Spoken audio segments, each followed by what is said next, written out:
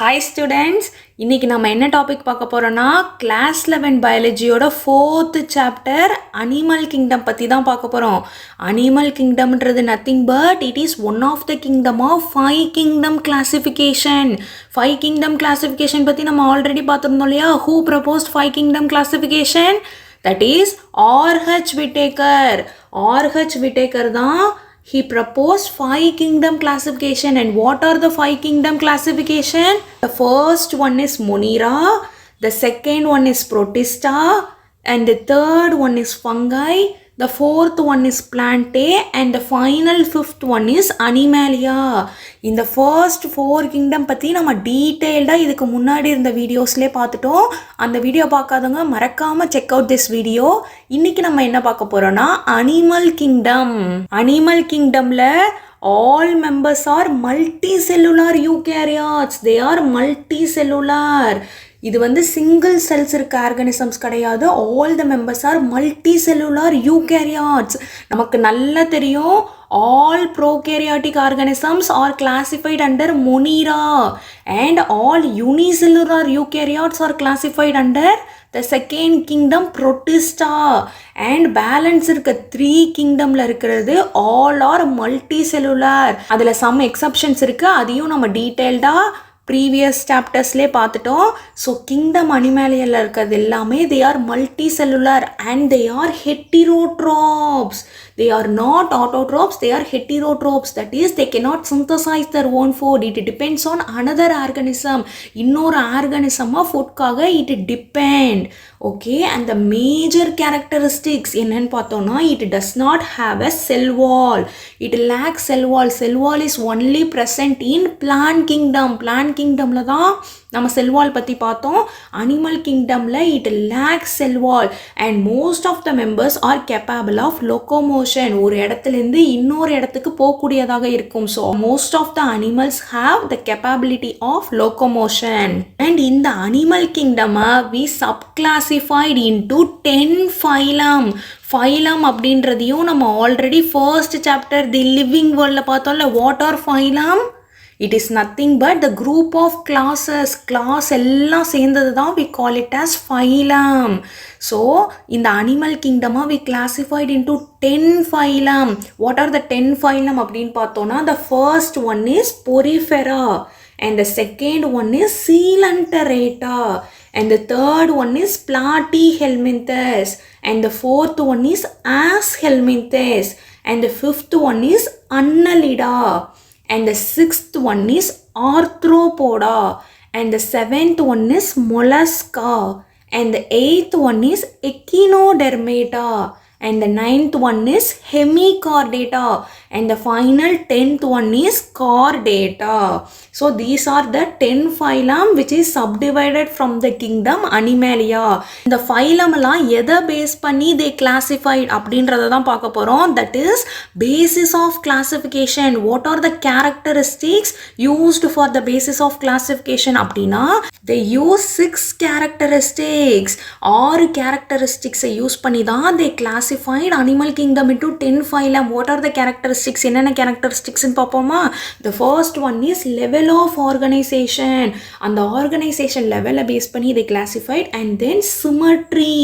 Symmetry base பண்ணி classify பண்ணியிருக்காங்க. And the arrangement of cells in embryo. embryoல இருக்க cells arrangement base பண்ணி they classified. And the fourth one is coelom. coelom base பண்ணி they classified. And the fifth one is segmentation. segmentation base பண்ணி they classified. And the final one is notochord. notochord இருக்கா இல்லையா அப்படின்றத base பண்ணி they classified. So these are the characteristics used for the classification. இப்போ இந்த features ஒன்று நம்ம டீட்டெயில்டாக பார்க்க போகிறோம். The first one is levels of organization. levels of organizationன்றது nothing but ஒரு ஆர்கானிசமும் simplest formலேருந்து most complex form வரைக்கும் they have different patterns of organization. Even though all the members in animals are multicellular. animal kingdomல இருக்க எல்லா மெம்பர்ஸும் multicellular இருந்தாலும் they do not exhibit the same pattern. They do not exhibit ஒரு ஆர்கானிசம்க்கும் ஒரு pattern of organization இருக்கு. என்னென்ன pattern of organizationனா some can exhibit cellular level. Cellular level அப்படின்றது cells இருக்க லெவலில் தான் we call it as cellular level. And then tissue level group of cells form ஆகி வர்றது தானே we call it as tissues. Some exhibit tissue level and group of tissues forms organ, that is organ level of organization. And the final in the organsலாம் சேர்ந்து it forms a system, that is the organ system level of organization. These are the 4 level of organization. இப்போ நம்ம சொன்னோம் இல்லையா, that is cellular level அப்படின்றது nothing but it is the loose cell aggregates. ஒரு செல்லும் தனித்தனியா இருக்கும். இதுதான் we call it as cellular level of organization. இந்த ஒரு செல்ஸும் they perform specific functions, that is division of labor occurs. தனித்தனியா செல்ஸ் இருக்கிறதுனால ஒரு செல்ஸும் ஒரு ஃபங்க்ஷனை it perform. For example, Porifera, the first phylum பார்த்தோம் இல்லையா, Porifera, that is sponges. They are the examples of cellular level organization. And the second one is tissue levelன்றது nothing but group of cells வந்துட்டு arrange ஆகுறது, அதுதான் we call it as tissue level. இதில் பார்த்தோன்னா தெரியும், தனித்தனி cells எல்லாமே it forms a group. எந்தெந்த செல்ஸ்லாம் it forms a groupனா, the cells with the same function perform பண்ணுற செல்ஸ் எல்லாம் they are arranged into tissues. அதுதான் we call it as tissue level of organization. For example, Coelenterata. So Coelenterata exhibits tissue level of organization. And the third level is organ level, which is nothing but the tissues are grouped to form organs. இந்த tissues எல்லாம் சேர்ந்து ஒரு ஆர்கனை form பண்ணும். For example பிரெயினில் இருக்க tissues எல்லாம் join ஆகி it forms a organ called brain. And for example, heart இருக்கு, stomach இருக்கு, we have kidney. So இந்த tissues எல்லாம் group ஆகி it forms a organ, that is the organ level of organization. இதோட எக்ஸாம்பிள் என்னன்னு பார்த்தோம்னா Platyhelminthes exhibit organ level of organization. And the final one is organ system level அப்படின்றது nothing but இந்த organs எல்லாம் group of form ஆகி it forms a organ system. நம்ம human bodyல இருக்கு இல்லையா, digestive system, neural system and then circulatory system. So இந்த organs எல்லாம் group ஆகி it forms a organ system. இதுதான் we call it as organ system level of organization. இதுக்கு என்னென்ன examples அப்படின்னு பார்த்தோம்னா, higher level of animal kingdom, that is Annelids, Arthropods, Mollusca, Echinoderms, Hemichordats and Chordates. So in the higher level of phyla come under the organ system level of organization. இந்த organ system level சொன்னோம் இல்லையா, இந்த organ சிஸ்டம்ன்றது it is not same for all the animal groups. It is different in different animals. இந்த animal கிங்டமில் நிறைய animal phylum இருக்கு இல்லையா, ஸோ அந்த ஒரு ஆர்கன் சிஸ்டமும் it is differ in different phyla. For example, human digestive system of ஹியூமன்ஸில் they have 2 openings. நம்ம ஹியூமன்ஸ்க்கு we have 2 openings, that is mouth and anus.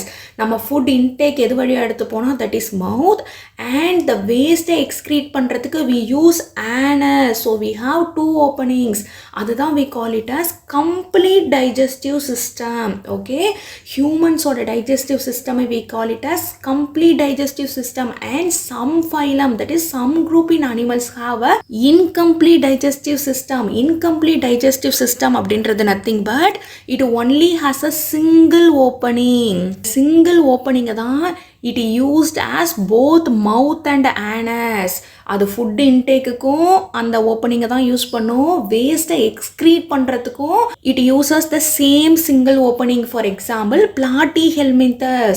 So இந்த டைஜஸ்டிவ் ஆர்கன் சிஸ்டம்ன்றது it is different in humans as well as it is different in Platyhelminthes. அதே மாதிரி circulatory சிஸ்டமில் there are 2 types. The one is closed circulatory system and the another is open circulatory system. Closed circulatory system is nothing but the blood is circulated through the series of vessels. Use பண்ணி தான் the blood is circulated throughout the body. For example, in humans we have series of vessels. Humansல we have closed circulatory system. என்னென்ன series of vessels இருக்கு? We have arteries and also we have veins and then capillaries. நம்மள்ட்ட arteries இருக்கு, veins இருக்கு, capillaries இருக்கு. Arteries என்ன பண்ணும்? It carries oxygenated blood. And veins என்ன பண்ணும்? It carries the deoxygenated blood. And capillaries என்ன பண்ணும்? It connects the arteries and veins and exchange the blood. So the blood is circulated through the series of vessels. இதுக்கு example என்னன்னு பார்த்தோம்னா the human circulatory system. இதுதான் we call it as closed circulatory system.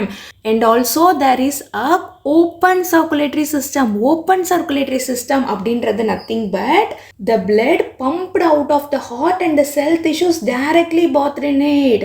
ஹார்ட்லேருந்து வர blood டைரக்டாக cells and tissuesக்கு போயிடும். There is no series of vessels. அதை தான் we call it as open circulatory system. Okay? இதெல்லாம் பேஸ் பண்ணி தான் we classified animal kingdom into 10 phylum. And then the second basis of classification is nothing but symmetry. Symmetry அப்படின்றது ஒரு ஆப்ஜெக்டை பார்ட்ஸாக divide பண்ணுறோம் அப்படின்னா, ஃபார் எக்ஸாம்பிள் ஒரு ஆப்ஜெக்டை 2ஆக டிவைட் பண்ணுறோம், ஆர் 3ஆக டிவைட் பண்ணுறோம், ஆர் 4ஆக டிவைட் பண்ணுறோம். அந்த பார்ட்ஸில் இருக்க சிமிலாரிட்டியை தான் we call it as symmetry. that is the identical parts. அந்த பார்ட்ஸ் வந்து ஐடென்டிக்கலாக இருக்கா இல்லையா, அதை தான் we call it as symmetry. For example we take a ball. அந்த பாலை வெர்டிக்கலாக கட் பண்ணுறோம் அப்படின்னா it will give you a 2 identical parts. Even அதை ஹரிசாண்டலாக கட் பண்ணாலும் it also give the 2 identical parts. So அதை எந்த பிளேனில் கட் பண்ணுறோம் அண்ட் அந்த பிளேனில் கட் பண்ணும்போது அதோட பார்ட்ஸ் சிமிலராக இருக்கா, தட் இஸ் ஐடென்டிக்கலாக இருக்கா அப்படின்றது தான் we call it as symmetry.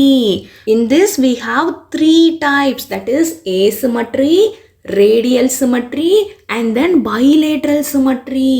Asymmetrical animals performs asymmetry. Asymmetry அப்படின்றது nothing but the body does not divide into equal halves by any plane. எந்த பிளேனில் கட் பண்ணாலும் the body does not give you the identical parts. அதை தான் we call it as asymmetrical animals. For example Porifera, that is sponges. இந்த டயக்ராமில் இருக்கு இல்லையா, இந்த ஸ்பாஞ்சை எந்த பிளேனில் கட் பண்ணாலும் it does not give you a symmetrical part. அதை தான் we call it as asymmetry. Radial symmetry அப்படின்றது nothing but it is divided into multiple identical halves by any plane through a central axis. That is radial plane அப்படின்னு சொல்லுவோம். ஒரு அனிமலோட central axis, central point இருக்கு இல்லையா, அந்த central பாயிண்ட்லேருந்து எந்த plane cross ஆனாலும் it will give you a identical halves. அதை தான் we call it as radial symmetry. For example Coelenterata and Echinoderms. Echinodermataவும் Coelenterataவும் it shows the radial symmetry. And the third one is bilateral symmetry. Bi அப்படின்னா நமக்கு தெரியும் 2 அப்படின்னு அர்த்தம். So bilateral symmetryன்றது nothing but it is divided into 2 halves in only one plane. ஏதாவது ஒரு பிளேனில் மட்டும்தான் அதோட part shows the identical halves. For example இங்கே வந்து கிராப் இருக்கு இல்லையா, இதை வெர்டிக்கல் பிளேனில் கட் பண்ணால் மட்டும்தான் it will give you a 2 identical halves. ஹரிசாண்டலில் cut பண்ணால் it will not give you the 2 identical halves. So in only one plane it is divided into a 2 identical halves. அதை தான் we call it as bilateral symmetry. For example Annelids and Arthropods, they perform bilateral symmetry. Okay? Next பார்க்க போகிற feature என்னென்னா, that is Diploblastic and Triploblastic organization, which is nothing but arrangement of cells in embryo. எம்ப்ரையோவில் இருக்க செல் அரேஞ்ச்மெண்ட்டை base பண்ணி classify பண்ணுறது தான் we call it as Diploblastic and Triploblastic organization. For example ஹியூமன்ஸில் embryo எப்படி form ஆகும்? First the male gamete என்ன ஹியூமன்ஸில், that is sperm fuses with the egg, that is the female gamete. இது ரெண்டும் fuse ஆகி it forms a zygote. In the zygote it is further developed into a embryo. So during this embryo development it forms a germ layers. And the germ layer later it give rise to a various tissues and organs. And the germ layer சொன்னோம் இல்லையா, அந்த germ layer ஓட numbers base பண்ணி we classify பண்றது தான் we call it as arrangement of cells in embryo. That is the number of germ layers. இந்த germ layers ஓட numbers base பண்ணி நம்ம classify பண்றது தான் Diploblastic and Triploblastic. Diploblastic di அப்படின்னா நமக்கு நல்லா தெரியும், that is 2. So 2 germ layers இருக்கும் எம்ப்ரையோவில், அதை தான் we call it as diploblastic. And try அப்படின்றது நத்திங் பட் 3 germ layers இருக்கும். ஸோ அந்த 2 germ layers என்னென்னு பார்த்தோன்னா that is endoderm and ectoderm. இந்த டயக்ராமில் பார்த்தா நமக்கு தெரியும், the outermost layer இருக்கு இல்லையா, அதை தான் we call it as ectoderm. And the innermost layer, இதை தான் we call it as endoderm. So there are only 2 germ layers, அதை தான் we call it as diploblastic. And triploblastic அப்படின்றது nothing but it has 3 germ layers, that is endoderm இருக்கும், ectoderm இருக்கும், and the middle layer that is mesoderm. Mesoderm அப்படின்றது nothing but mesoglea நீங்க இருக்கு இல்லையா, இந்த mesoglea என்ன ஆகும்னா it is an undifferentiated one. இது வந்து differentiate ஆகி it forms a mesoderm layer. இந்த நடுவுல இருக்க லேயரை தான் we call it as mesoderm. So diploblastic ஆர்கானிசம்ஸில் the mesoglea தான் ப்ரெசென்ட் ஆகிருக்கும். அது டிஃப்ரென்ஷியேட் ஹையர் குரூப் ஆஃப் அனிமல்ஸில் தான் இந்த mesoglea is differentiated into a mesoderm. So there are 3 layers, அதை தான் we call it as triploblastic. Triploblastic example என்னன்னு பார்த்தோன்னா that is Coelenterata. Coelenterats இருக்கு இல்லையா, they perform Diploblastic organization. And Triploblastic organization க்கு எக்ஸாம்பிள் என்னன்னு பார்த்தோன்னா that is Platyhelminthes to Chordata. to Chordata வரைக்கும் இருக்கிற எல்லாமே it is in a triploblastic organization. Okay, this is all about the arrangement of cells in embryo. Next நம்ம பார்க்க போற feature என்னன்னா, the fourth one is coelom. Coelom அப்படின்றது nothing but it is the body cavity between the body wall and the gut wall. இந்த டயக்ராமில் பார்த்தீங்கன்னா தெரியும், the outer layer இருக்கு இல்லையா, இந்த body wallக்கும் இந்த gut wallக்கும் நடுவில் we have a cavity. இந்த cavity is lined by the mesoderm layer. middle layer சொன்னோம் இல்லையா, the body cavity-ய mesoderm line பண்ணியிருக்கோம், அதை தான் we call it as coelom. So இந்த coelom-ஐ பேஸ் பண்ணி தான் we classified animal groups into 3 types, that is coelomates, pseudocoelomates and acoelomates. Coelomates அப்படின்றது nothing but the animal possessing coelom. எந்தெந்த animals it possess coelom-ஓ they comes under the category of coelomates. Okay, இதோ இருக்கு இல்லையா, this is the coelom and the body cavity is lined by the mesoderm. இங்கே இருக்கு இல்லையா, இதுதான் mesoderm. So இதுதான் we call it as coelom. So the animal possessing coelom. Okay, and the second one is pseudocoelomate அப்படின்றது nothing but it is the false coelom. False coelom அப்படின்னா the body cavity is not lined by the mesoderm. இந்த டயக்ராமில் பார்த்தீங்கன்னா தெரியும், இதோட பாடி கேவிட்டியில் வந்துட்டு இந்த இதில் இருக்கு இல்லையா mesoderm, அந்த மாதிரி லைனாக இருக்காது. இன்ஸ்டெட் இந்த mesoderm present as a sacred pouches. pouch-ஆக ப்ரெசண்ட் ஆகிருக்கும். So this is not a true coelom, it is the false coelom, that is pseudocoelom. So the animal possessing pseudocoelom come under the category of pseudocoelomates. Okay, and the third one is acoelomates. acoelomates அப்படின்னா nothing but there is no coelom. இங்கே வந்து there is no body cavity, இங்கே body cavityயே இல்லைல்ல, so இதை தான் we call it as acoelom. So the animal does not have a coelom, come under the category called acoelomates. Okay, and the fifth feature என்னன்னு பார்த்தோன்னா that is segmentation, which is nothing but the body is divided into segments. இந்த animal body இருக்கு இல்லையா, இந்த பாடியை it divided into different segments. இந்த டயக்ராமில் பார்த்தீங்கன்னா தெரியும், ஃபார் எக்ஸாம்பிள் annelids, இங்கே சென்டிபேட்ஸில் டிஃப்ரெண்ட் செக்மெண்ட்ஸாக இது வந்து பாடியை டிவைட் பண்ணியிருக்குல்ல, அண்ட் தென் எர்த்வார்மில் பார்த்தாலே தெரியுதுல்ல. ஸோ இதோட அனிமல் பாடியை it divided into segments, அதை தான் we call it as segmentation. and also arthropodsலேயும் ஹவுஸ் ஃப்ளை இருக்கு இல்லையா, there is a segment and then segment. இந்த மாதிரி செக்மெண்ட்டாக பாடியை டிவைட் பண்ணியிருக்கோம். இந்த செக்மெண்ட்ஸ் இருக்கு இல்லையா, இந்த செக்மெண்ட்ஸ் வித் சீரியல் ரிப்பிட்டேஷன், அதை தான் we call it as metamerism. Same number of segments again and again repeat ஆகுறது. ஃபார் எக்ஸாம்பிள் இங்கே earth wormல பார்த்தோன்னா நமக்கு தெரியும், இது வந்து it is a one segment and then other segment இருக்குல்ல, சேம் செக்மெண்ட் வந்து ரிப்பீட் ஆகிட்டே இருக்கு இல்லையா, இதை தான் we call it as metameric segment, that is metamerism. So இந்த செக்மெண்டேஷனை பேஸ் பண்ணியும் we classified animal kingdom into different phyla. Okay, and then the final feature என்னன்னு பார்த்தோன்னா that is notochord. அப்படின்றது nothing but it is a rod-like structure formed on the dorsal side during embryonic development.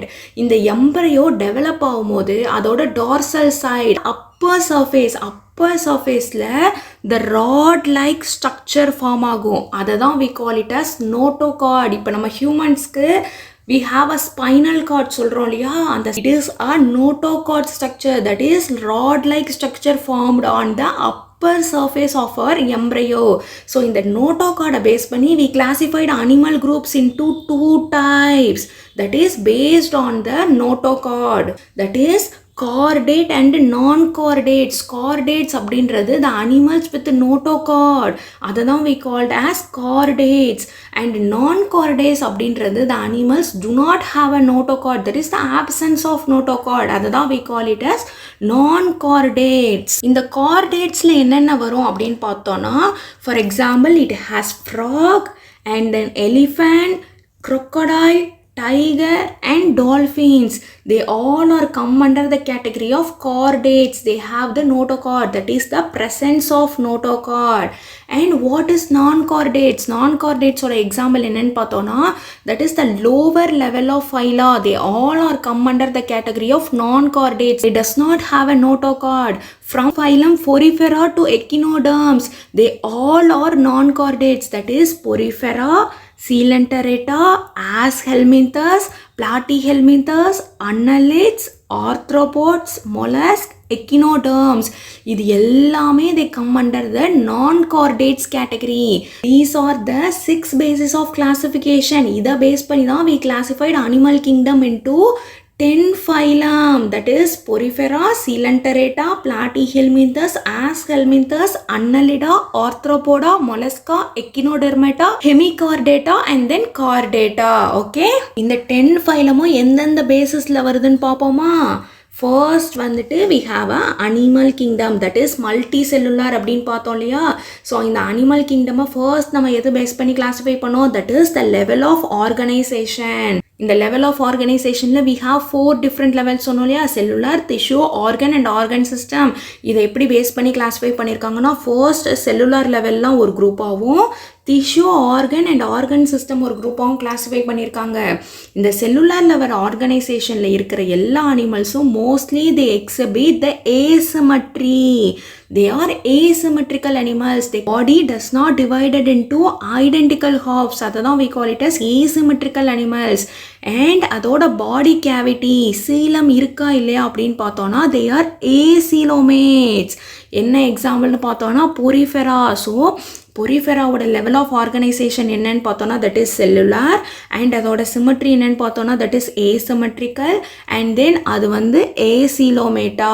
Okay, and next வந்துட்டு tissue, organ system level of ஆர்கனைசேஷனை we classified into 2 symmetry, that is radial symmetry and then bilateral symmetry. Radial சிமெட்ரினா நமக்கு நல்லா தெரியும், that is radial plane, central axis வழியாக எந்த plane போனாலும் it give you a identical halves.